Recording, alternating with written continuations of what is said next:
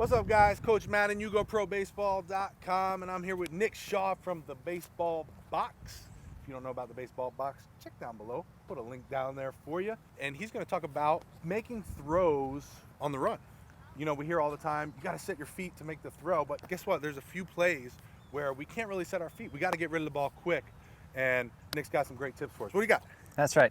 Almost one time a game, at least one time a game, you're going to see a chopper in the infield where an infielder has to come in and throw on the run, right? In a perfect world, we want to set our feet, make a good throw, but sometimes the ball doesn't dictate that, okay? So we're going to talk about that a little bit. First things first, speed of the hop, right? Or speed of the ball. If there's a big hop, I want to come get it. If it's above my waist, two-hand catch, making my throw. If it's below my waist, one-hand catch, bringing it together, then making our throw, okay? We're determining that on our approach to the ball, all right? If I have the ability to get my right shoulder around the ball and get my momentum starting to head towards first base, I want to do that, okay? Again, that's dictated by the ball. What I mean by that is instead of charging the ball with my shoulders squared to the plate, I want to try to get around the ball and catch it this way to get my right shoulder headed towards first base, create my momentum that way. Because remember, every time I have the ball and I'm on the run, the ball is moving. The ball is moving with me. So the ball is moving away from first base if I take that ball straight on. It's moving this way. If I can create my momentum and have the ball with me, the ball is now moving in a direction towards first base, okay? That's important because as soon as I go to throw this ball, not only am I moving, the ball is moving as well, which means my throw is going to go that way. It's going to tail up the line, okay? Which brings me to where we're aiming. If I'm throwing on the run, I got to keep that in mind. The ball is going to tail with me. So my target is outside of my first baseman, to the left of my first baseman. I used to aim about 5 feet to the left of the first baseman when I'm throwing on the run, okay? So on approach, trying to get my shoulders around the ball, making my one-handed or two-handed catch, staying compact, that's the next step, with my front shoulder. I don't want to fly open because now I'm losing velocity. This isn't a strong position, and the ball is going to run in sync with me.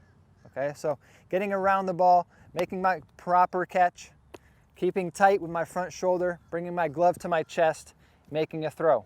Okay, we're not throwing off of our left, we're throwing off of our right foot here.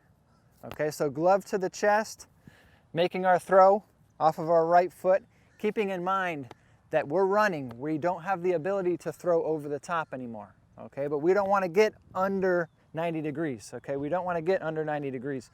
We want to keep our arm about 90 degrees, throwing this way to our target, keeping in mind the ball is going to run with us to hit my first baseman in the chest. Now, one question.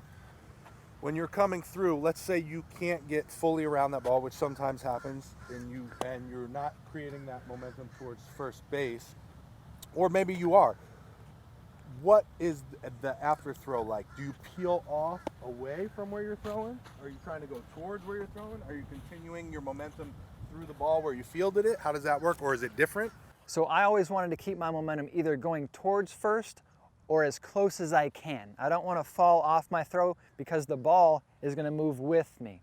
Okay, if I don't stay through that throw, I fall off the throw, my velocity is decreasing, the ball is now going to run more. If I can't get my right shoulder around the ball for a short step, say there's a chopper between you and the third baseman, sometimes I can't get around that ball, but you have to keep in mind that I'm going to have less velocity and the ball is going to run even more. So now instead of 5 feet, maybe I'm aiming out 10 feet. Okay, and the ball is going to sync with you on this because I don't have much velocity, so I'm aiming a little bit higher. That way the ball is going to run right to my first baseman. Now let me ask you this, when you're fielding that ball and you come to go throw, are your footsteps as you go to throw, are you going to have a little bit of almost like a mini jump in there as you do it, or is it just going to be a continued step, or how does that work? At the very end, you're going to have a little tiny hop. That way you can time it right. Okay, based on your footwork coming to the ball and how's the ball bouncing, maybe that hop gets a little bigger, but the last step onto your right leg is going to be a little adjusted. That way you're on time with your arm and your body. Awesome, awesome stuff. Thank you so much. If you haven't checked out the Baseball Box, click the link down below. Don't forget to watch some of these other videos that we got for you and subscribe to the channel. Thanks, guys. Thank you, Nick. Thank you.